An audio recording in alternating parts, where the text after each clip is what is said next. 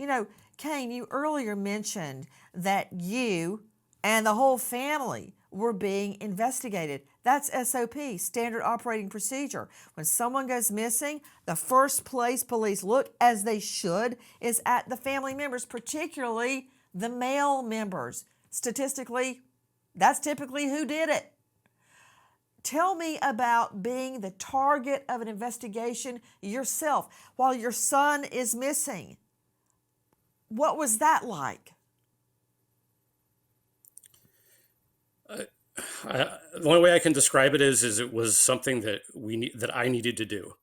I knew I didn't have any involvement. I knew that really at that point it wasn't about me. Is really all I can say. It was about him, and I did everything I was asked to do as fast and quickly and urgently as possible to clear myself in the investigation because I wanted them to be focused on who did it. So it was. I don't know. I set aside. There was not really a lot of emotions from me on that front, other than they indicated the process, and my job was to clear the process. And that's absolutely what I wanted to do. And again, as urgently as possible, the focus was on him, finding him as quickly as possible.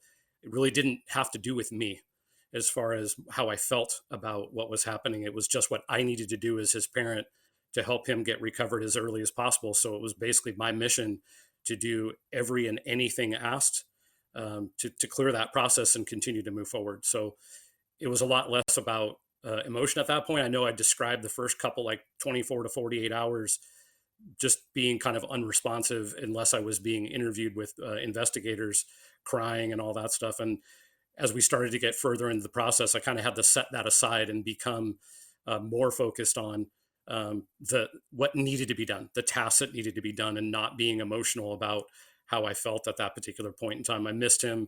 I was frantic, but at the same time, I needed them to focus on who actually did this. So it was about clearing. It was 100% just about clearing everything that I needed to clear so we could stay focused on him. I don't even know words to describe what I think you've been through. But tonight, now, what is your message to anybody out there that may know anything about Kyron?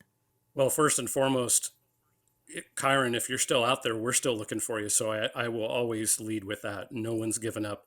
We are still looking. We haven't given up.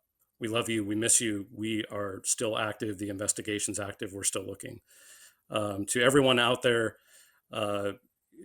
keep reporting tips. We have tips coming in through the phone still to this day. Lots on email.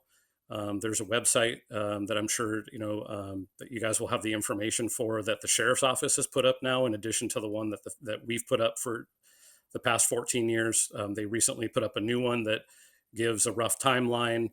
It gives the tip line. It gives an email tip line. Would encourage everyone to submit tips, no matter how big or small you think they are. Try not to rule them out. Try not to filter them. Just submit them, and the investigators will do that work.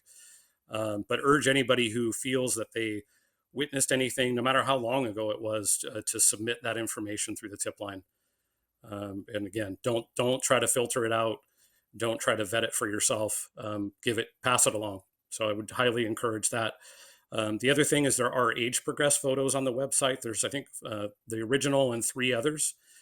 He's not 7 anymore. And so that's one thing that we try to remind folks, is that he's older. He may or may not have his glasses right now as well. So if he is still alive and he is out there with somebody, we're trying to get people familiarized with those age progressed with and without the glasses. So if they do see a similarity, that they call in that tip as well. But the tip line, both the phone and the email, are open. They're still actively getting tips.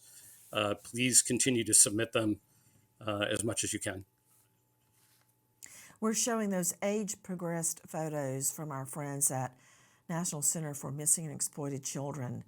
We believe this is what Kyron would look like today.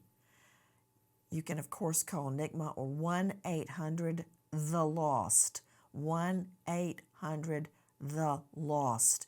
There is a $50,000 reward for information leading to the resolution of Kyron's disappearance. A $50,000 reward.